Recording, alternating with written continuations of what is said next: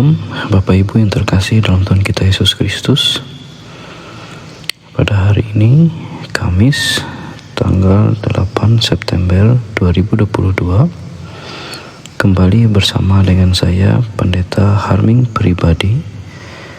Saya akan mengajak kita bersama-sama di dalam pembacaan sekaligus perenungan firman Tuhan yang terambil dari Perjanjian Baru, yaitu dari 1 Timotius pasal yang pertama, ayat yang ke-1 sampai dengan yang ke-11, yaitu mengenai salam dan mengenai ajaran sesat.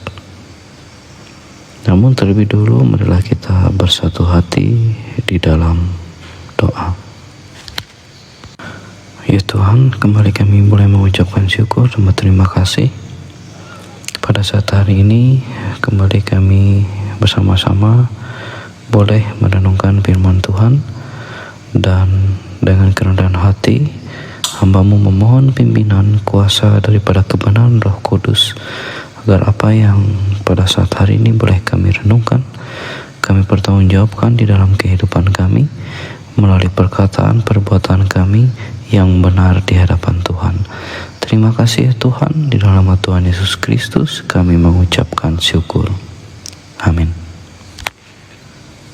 Pemberitaan firman Tuhan pada saat hari ini terambil dari 1 Timotius pasal yang pertama, ayat yang ke-1 sampai dengan yang ke-11, yaitu tentang salam dan mengenai ajaran sesat, yang berbunyi demikian.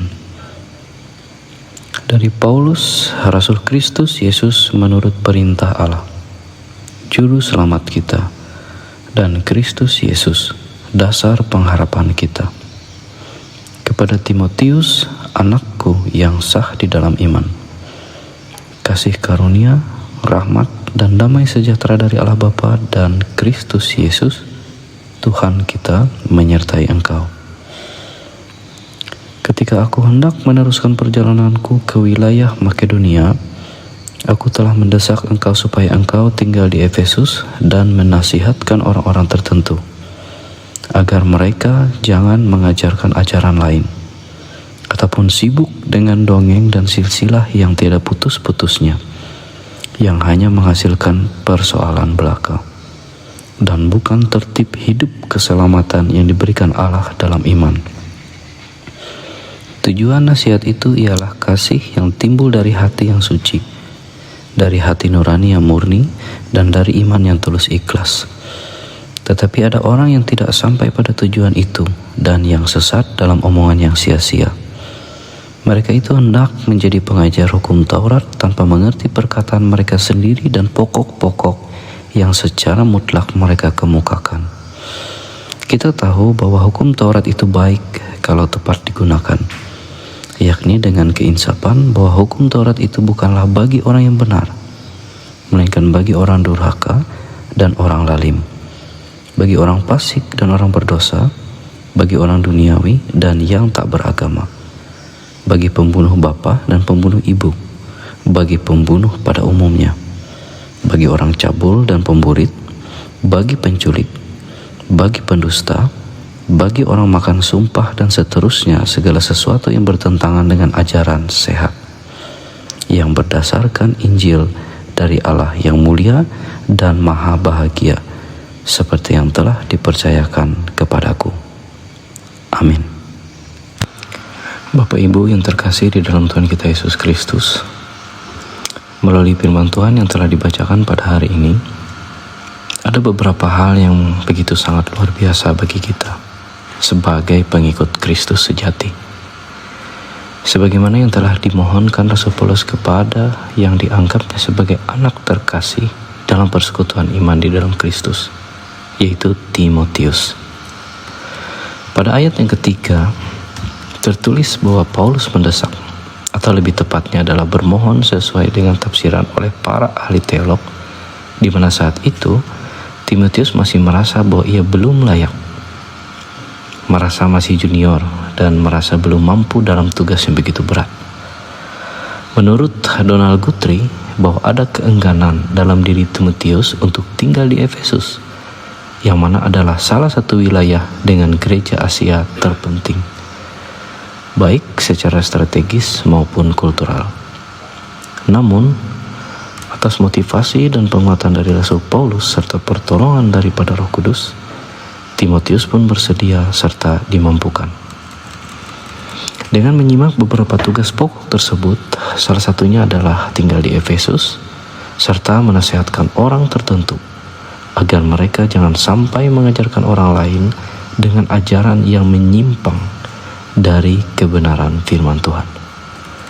Paulus di sini hanya menyebutkan orang-orang tertentu dan tidak menyebutkan nama mereka. Namun, tidak berarti bahwa tidak boleh menyebutkan nama pada waktu membicarakan tentang seorang penyesat. Karena dalam 1 Timotius pasal 1 ayat yang ke-20 dan 2 Timotius pasal 4 ayat 10 ke 14, kita melihat Paulus juga menyebutkan nama. Beberapa orang telah menolak hati nuraninya yang murni itu, dan karena itu kandaslah iman mereka, di antaranya Himeneus dan Alexander, yang telah kuserahkan kepada iblis supaya jerak mereka menghujat. 1 Timotius pasal 1 ayat 19-20. Kemudian 2 Timotius pasal 4 ayat 9 sampai dengan yang ke-10 ayat yang ke-14. Berusahalah supaya segera datang kepadaku, karena Demas telah mencintai dunia ini dan meninggalkan aku. Ia telah berangkat ke Tesalonika. Kreskes telah pergi ke Galatia dan Titus Dalmatia. Alexander, tukang tembaga itu, telah banyak berbuat kejahatan terhadap aku. Tuhan akan membalasnya menurut perbuatannya. Kemudian Bapak Ibu, selanjutnya yaitu perihal orang-orang tertentu, itu dikatakan mengajarkan ajaran lain. Jikalau kita bandingkan dalam 1 Timotius pasal 6 ayat yang ketiga sampai dengan yang ke-4a, jika seorang mengajarkan ajaran lain dan tidak menurut perkataan sehat, yakni perkataan Tuhan kita Yesus Kristus, dan tidak menurut ajaran yang sesuai dengan ibadah kita, ia adalah seorang yang berlagak tahu padahal tidak tahu apa-apa. Ajaran lain menunjuk pada ajaran yang berbeda dengan ajaran Paulus. Bapak Ibu yang terkasih dalam Tuhan Yesus Kristus, jelas Rasul Paulus mengharapkan agar Timotius menasehati orang-orang tertentu tersebut untuk tidak mengajarkan ajaran lain dan menyesatkan orang lain lebih banyak lagi. Seorang William Hendriksen berpendapat, Paulus tidak hanya berharap Timotius hanya tinggal di Efesus, melainkan juga untuk meluruskan apa yang salah dalam pengajaran sesat tersebut. Kemudian juga seorang Donald Guthrie juga beranggapan Timotius sekarang diingatkan bahwa ia sendiri adalah seorang yang mempunyai otoritas. Ia mempunyai suatu tugas tertentu untuk mengendalikan guru-guru palsu atau pengajar sesat, dan adalah jelas bahwa Paulus mengharapkan Timotius untuk mengambil batasan yang keras terhadap pengajar-pengajar sesat ini. Di dalam 1 Timotius pasal yang pertama ayat yang ketiga, aku meminta engkau untuk tinggal di Efesus ketika aku pergi ke Makedonia, supaya engkau bisa memberi petunjuk kepada beberapa orang supaya mereka tidak mengajarkan ajaran yang lain. Seorang Matthew Henry juga beranggapan Timotius harus memberi petunjuk kepada orang-orang lain ini supaya mereka mengkhotbahkan Injil yang murni, yang benar. Bapak Ibu yang terkasih dalam Tuhan kita Yesus Kristus, umumnya orang-orang tertentu beranggapan bahwa setiap hamba Tuhan sebaiknya tidak perlu mengurusi orang lain dalam pengajarannya, atau bahkan kepada mereka yang mengaku hamba Tuhan namun ajarannya bisa saja menyimpang dari kebenaran firman Tuhan. Dalam hal ini, Timotius justru diperintahkan oleh Paulus untuk meluruskan ajaran yang menyimpang tersebut. Situasi saat itu, ajaran sesat yang dimaksud diantaranya adalah dongeng-dongeng atau fiksi. Yang dibicarakan di sini kemungkinan besar adalah tahyul-tahyul yang tak berarti, hayalan, pandangan yang berlebihan tentang diri sendiri dari rabi-rabi Yahudi, suatu percakapan yang mistis. Hal-hal seperti itu banyak sekali di antara orang Yunani dan Yahudi. Tetapi adalah mungkin bahwa yang terakhir yang dimaksudkan secara khusus di sini Ini terdiri dari cerita-cerita yang tak masuk akal dan tak berdasar, yang mereka anggap begitu sangat penting, dan yang kelihatannya ingin mereka gabungkan dengan ajaran kekristenan. Paulus yang dibesarkan di tengah-tengah tahyuan itu segera melihat bagaimana mereka cenderung untuk mengeluarkan pikiran mereka dari kebenaran dan akan merusak agama yang benar. Ada anggapan yang mengatakan bahwa salah satu seni paling sukses dari musuh jiwa adalah mencampur dongeng dengan kebenaran, mencampurnya dengan banyak hal yang palsu, salah, bahkan bodoh dan tak masuk akal. Jika kita melihat realitas saat ini, pada zaman sekarang, saat ini juga banyak sekali ajaran yang dapat saja berbeda dengan apa yang dikehendaki oleh Yesus. Salah satunya saja, yaitu dalam hal mengikut Kristus. Lukas pasal 9 ayat 23 berbunyi demikian. Kata Yesus, "Setiap orang yang mau mengikut aku, ia harus menyangkal dirinya, memikul salibnya setiap hari, dan mengikut aku. Namun, jika pengajar yang tidak benar memolesnya dengan dongeng dan fiksi mereka, bisa saja dicampur adukannya dengan pengertian dan pembenaran sendiri. Seperti halnya, ikut Yesus maka Anda akan sukses. Ikut Yesus maka Anda akan kaya raya, hidup makmur, akan mendapatkan jabatan yang tinggi.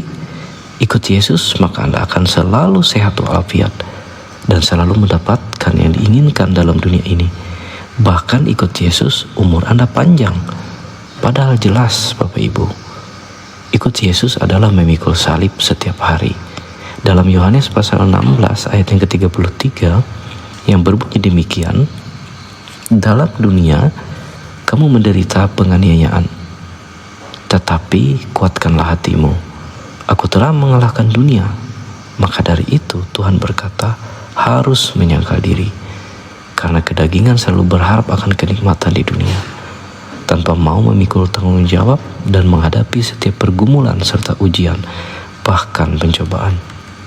Umumnya, siapa yang mau miskin? Siapa yang ingin turun jabatan jika sudah merasa nikmat sebagai penguasa? Siapa yang ingin turun kursi jika terasa empuk? Siapa yang mau sakit? Siapa yang ingin cepat meninggal? Dan sebagainya. Maka untuk menjawab itu, pengajar sesat bisa saja menawarkan pengajaran yang tidak benar untuk mempertahankan situasi nyaman manusia. Padahal realitasnya ada banyak mereka yang miskin karena tekanan keadaan. Ada banyak yang menderita, ada banyak yang menerima kekerasan bahkan dalam keluarganya sendiri. Ada banyak yang mengidap sakit penyakit, ada banyak yang ditindas, ada banyak yang menerima vonis dari dokter tentang sisa hidup yang tinggal sisa beberapa bulan lagi akibat kanker. Jadi bagaimana dengan mereka? Jika muncul ajaran sesat, ikut Yesus, pikulah kenikmatan duniawi. Seolah Yesus pun diciptakan menurut fantasi fiksi mereka. Yesus akan dicipta bagi para penikmat duniawi yang egois saja. Mutlak ini adalah ajaran yang menyimpang dari kebenaran Kristus itu sendiri. Yang perlu diluruskan adalah oleh kita sebagai generasi Timotius, bahwa ikut Yesus adalah pikul salib. Tinggalkan keinginan duniawi, keinginan daging. Harus menyangkal diri dan hadapilah penderitaan, penganiayaan, karena dengan demikian kualitas pribadi teruji dengan pertolongan daripada Tuhan Yesus itu sendiri, yang selalu setia menolong kita. Dan jelas Tuhan Yesus berkata, "Aku telah mengalahkan dunia dan ia akan menguatkan hati umat yang dikasihinya." Maka untuk itulah Rasul Paulus berharap, sebagaimana kepada jemaat di Efesus, tertib dalam keselamatan yang hanya berasal dari Allah dengan beriman yang tulus ikhlas, dengan terus memiliki serta menerapkan kasih dari hati yang suci dan murni. Begitu juga harapan ini mutlak berlaku hingga sampai detik ini. Ajaran yang benar dari para rasul pun berlanjut bahkan sampai ke tanah siang ini. Melalui para misionaris yang begitu luar biasa, mereka telah mengajarkan kebenaran Tuhan, salah satunya dalam hal mengikuti Yesus. Tidak sedikit Bapak Ibu, banyak orang Kristen yang hatinya telah dikuatkan Banyak mereka yang menjadi inspirasi bahkan motivasi bagi sesama, bagaikan garam dan terang. Seperti halnya meski dengan kehidupan yang sederhana, seseorang masih bisa bersyukur. Meski baru mengalami kebangkrutan usaha, namun masih tetap optimis dan berjuang. Meskipun mengalami bencana dan musibah, namun tetap tidak menyalahkan Tuhan, melainkan tetap berserah kepada Tuhan.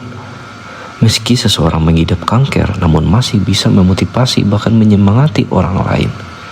Meski ia buta, tidak mendengar, tidak bisa berbicara, berkebutuhan khusus, namun masih tetap memiliki semangat juang, bahkan bersaksi akan kemurahan Tuhan atas kehidupannya.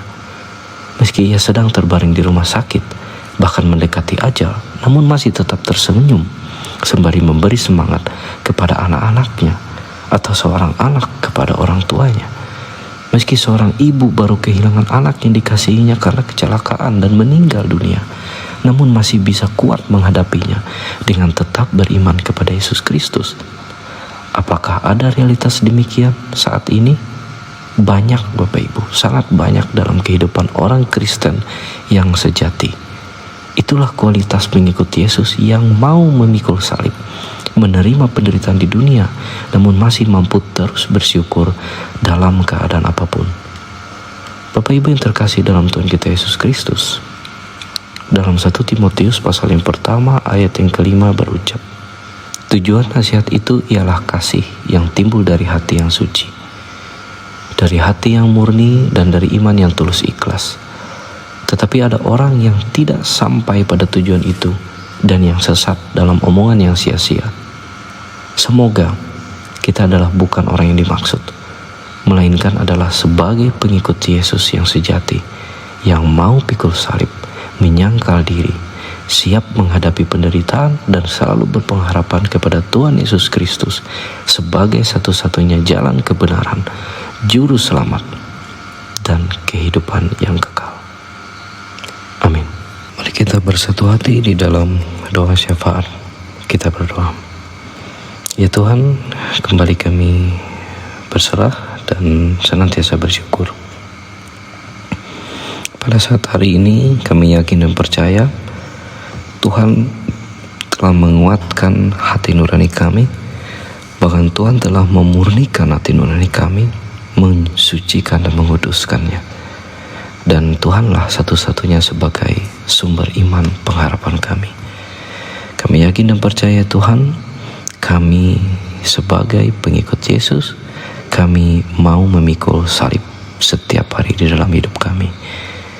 Dan pada saat hari ini ya Tuhan, kami juga berdoa untuk bangsa dan negara kami, para pemimpin kami juga ya Tuhan.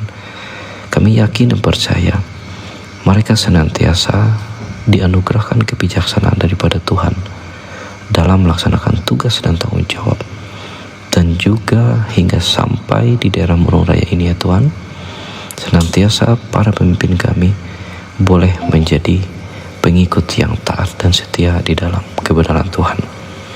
Kami juga berdoa untuk lembaga gereja kami, juga hingga sampai di daerah ini juga ya Tuhan. Kami yakin dan percaya seluruh hamba-hamba Tuhan dan seluruh anggota jemaat yang ambil bagian di dalam pelayanan, semuanya tetap di dalam kebenaran Tuhan. Kami boleh melaksanakan tugas tanggung jawab dan mengajar dengan kebenaran firman Tuhan sesuai seturut firman Tuhan. Senantiasa kami yakin dan percaya Roh Kudus mengarahkan kami untuk tetap menyampaikan kebenaran di dalam kehidupan, tugas dan tanggung jawab kami. Terima kasih juga ya Tuhan, kami berdoa untuk seluruh anggota jemaat kami. Kami berdoa untuk orang tua kami yang lanjut usia. Kami berdoa juga untuk orang tua kami ya Tuhan pada saat ini yang dalam keadaan sakit ataupun lemah. Mereka juga senantiasa di dalam pertolongan dan penguatan daripada Roh Kudus yang memampukan mereka, memberikan semangat dan menguatkan hati mereka. Kami juga berdoa ya Tuhan untuk anak-anak kami yang tidak memiliki orang tua, anak yatim piatu. Mereka senantiasa di dalam perlindungan dan penyertaan Tuhan, dan masa depan mereka ada di dalam kasih Tuhan. Kami juga berdoa untuk janda duda yang menjaga kekudusan dirinya. Kami juga berdoa ya Tuhan untuk seluruh usaha dan pekerjaan kami yang baik, yang benar di hadapan Tuhan, senantiasa diberkati oleh Tuhan. Kami juga berdoa ya Tuhan, untuk saudara-saudari kami yang mengalami musibah, bencana, bahkan pergumulan yang berat. Kami juga berdoa ya Tuhan, terkhusus pada saat ini kepada anak-anak kami ya Tuhan, di mana musibah mutaber yang melanda di daerah Murung Raya ini ya Tuhan, tidak sedikit yang merenggut nyawa. Kami juga tetap berdoa senantiasa pertolongan daripada Tuhan, menguatkan, melindungi seluruh ya Tuhan anak-anak terkasih kami ini ya Tuhan, atau bahkan pada saat ini yang dalam keadaan sakit, senantiasa dikuatkan daripada Tuhan, dan melalui para medis yang bekerja, mereka senantiasa diberi kebijaksanaan dalam merawat dan juga dalam memberi pertolongan kepada anak-anak kami. Terima kasih ya Tuhan, seluruhnya kami serahkan dalam penyertaan kasih Tuhan Yesus Kristus. Hari ini kami juga terkhusus berdoa untuk jemaat kami yang ada di Diliang Nyaling. Kami yakin dan percaya Tuhan, seluruh anggota jemaat kami ini senantiasa dikuatkan Tuhan, dan pertolongan daripada Tuhan selalu ada. Dan kami yakin dan percaya setiap usaha dan pekerjaan, harapan, rancangan, rencana hidup mereka senantiasa juga diberkati oleh Tuhan. Dan seluruh jemaat pun mereka tetap saling dalam kasih Tuhan, mereka saling mengasihi dengan baik dan benar. Terima kasih ya Tuhan, hanya dalam nama Tuhan Yesus Kristus, Tuhan dan Juru Selamat, kami mengucapkan syukur. Bapa kami yang ada di sorga, dikuduskanlah namamu. Datanglah kerajaanmu, jadilah kehendak-Mu di bumi seperti di sorga. Berikanlah kami pada hari ini makanan kami yang secukupnya, dan ampunilah kami akan kesalahan kami, seperti kami juga mengampuni orang yang bersalah kepada kami. Dan janganlah bawa kami ke dalam pencobaan, tetapi lepaskanlah kami daripada yang jahat. Karena Engkaulah yang mempunyai kerajaan dan kuasa dan kemuliaan sampai selama-lamanya. Amin.